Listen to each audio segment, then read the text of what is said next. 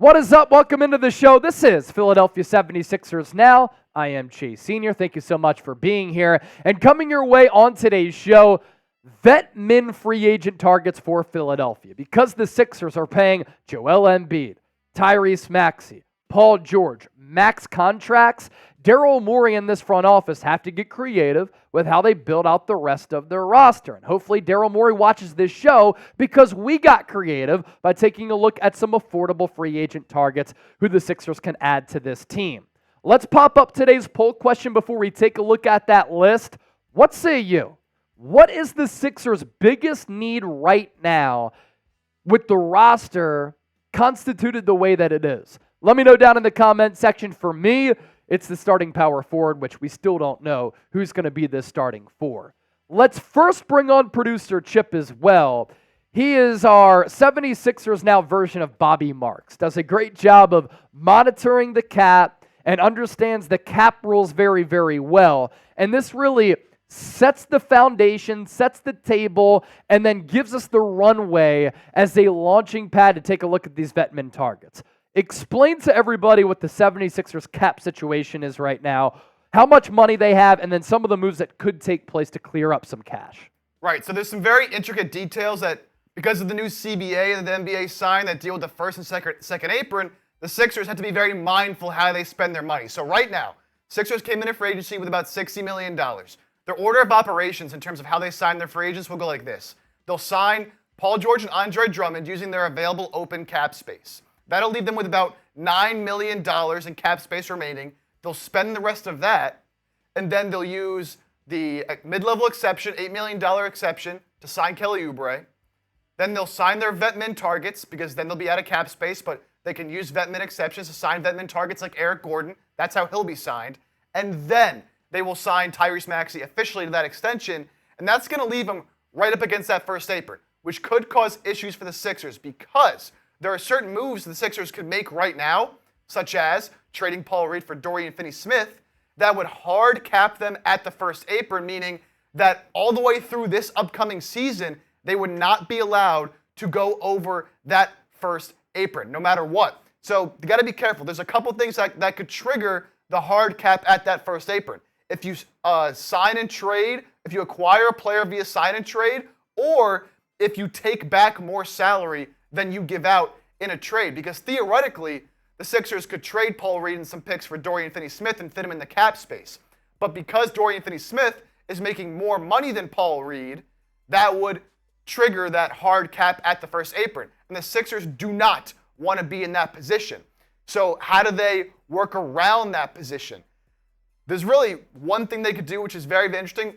Two things. They could either just cut Paul Reed, open up enough money to bring Dorian Finney-Smith into their existing salary cap space, or something interesting to keep an eye on. Because they have the bird rights on KJ Martin, and his cap hold is so low, it's only counting for about $2 million against the cap right now, they can use that to their advantage to re-sign KJ Martin to a deal worth up to $20 million. I know it sounds crazy, but they could re-sign him for up to $20 million for a few years. They would only have to guarantee the first year of that deal. And then come January, I know it's crazy. Yeah. They could then trade KJ Martin, who's making $20 million, for a player like Dorian Finney-Smith, and they wouldn't run into the problem of being hard capped at that first apron because he'd be making more than Dorian Finney-Smith or another player they'd like to trade for that's making under $20 million. So again, things could change depending what they get back on the Buddy Hield front. But the new CBA, again, really limits what you can do. The Sixers do not want to be limited come trade deadline at being able to go over that first apron if necessary. And Daryl Morey always says it's about how you go into the playoffs, the roster you go into the playoffs with, not necessarily the roster you start with. So keep an eye on all that again. Some very intricate details with the aprons here. Had to let you guys know, keep you updated, because the Dorian Finney-Smith thing might not happen now, might happen later. So just so you know, keep that in mind. Clap it up for Chip right there. That's good stuff to really get us started. And now, Let's take a look at our vet min targets. I have talked about Dario Saric a couple of times here on the show. The Sam Hinkie draft and stash from several years ago where Philadelphia drafted him. He was in Croatia. He came over to America, played at the NBA level. His arrival, what was a much awaited arrival, and he became a fan favorite for a lot of people because of the grit, because of the toughness, because the Sixers started to win back early during the early portions of that Joel Embiid, Ben Simmons era, and Dario Saric was a part of that. Now, he was traded away in that Jimmy Butler trade in 2019, but the reason why I'd like Saric back with Philadelphia here, he's a big who can play the 4 or 5. He's very versatile in what positions he can play. He's comfortable playing on the low block, around the perimeter. He can knock down the 3 at a really high level.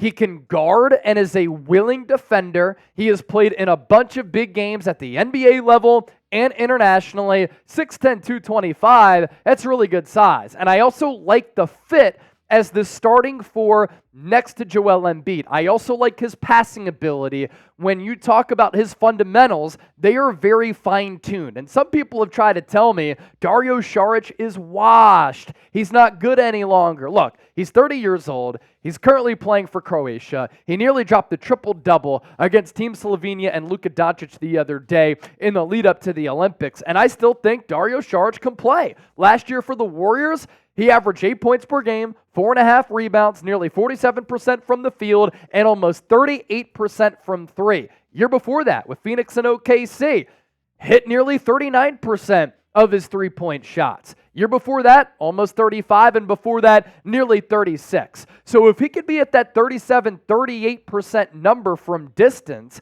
I think that he'd be a really good fit on the Sixers team to serve a couple of different roles, and he'd fit in really nicely at that 4 spot, which is the biggest remaining need on this Sixers team. And of course, the story of him coming back would obviously be pretty exciting as well. And he's far removed from that torn ACL that he suffered with Phoenix during the NBA Finals run. Precious Achiuwa is vet min target number 2.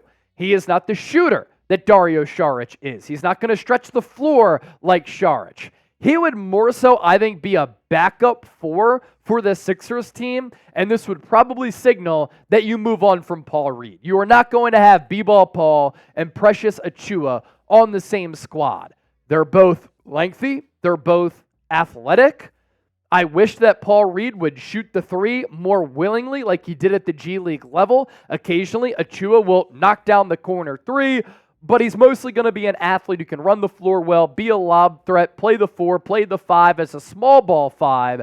And I think he's a pretty solid player as a depth piece. I'm interested to see what his market is going to be. Last year with Toronto and New York, 7.5 points per game, 6.5 rebounds, nearly a block per night, 50.1% from the field. And we saw once Mitchell Robinson got hurt for the Knicks in that first round series, Tom Thibodeau turned to Achiuwa, and I thought he held up well. He held his own in guarding Joel Embiid and just being on the floor. In fact, I thought Thibodeau could have gone to him a little bit more.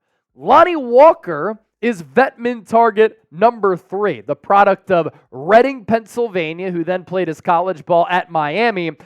I'd say that so far in his NBA career, he hasn't lived up to some of the lofty expectations that he had as a first-round pick, but you do need to fill out your bench as far as your backup guard play goes, and I have seen some solid stretches of play from Lonnie Walker. I do have to give him credit because he needed to improve his three-point shot, and he's improved his three-point shot. His numbers over the last 2 years have gotten a lot better from long range. 2 years ago with the Lakers, almost 12 points per game. He came up clutch in that second round series against the Golden State Warriors as a playmaker who was able to score from all 3 levels and give the Lakers some athleticism coming in off the pine. And then last year with Brooklyn, almost 10 points per game, and he hit about 38% of his shots. Lonnie Walker is still only 25 years old, and while he may have not living up to the expectations of being that 18th overall pick back in the 2018 draft, I still think there's a player in there